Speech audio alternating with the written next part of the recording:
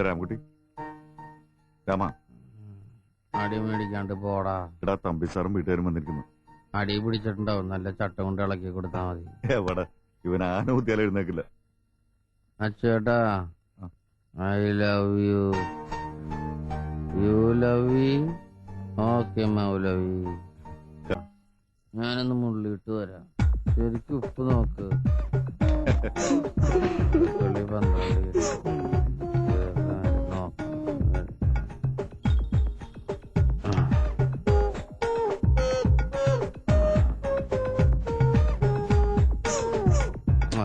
മുള്ളുണ്ടേ മുള്ളു. എനിക്ക് കിടന്ന് ഉറങ്ങണം.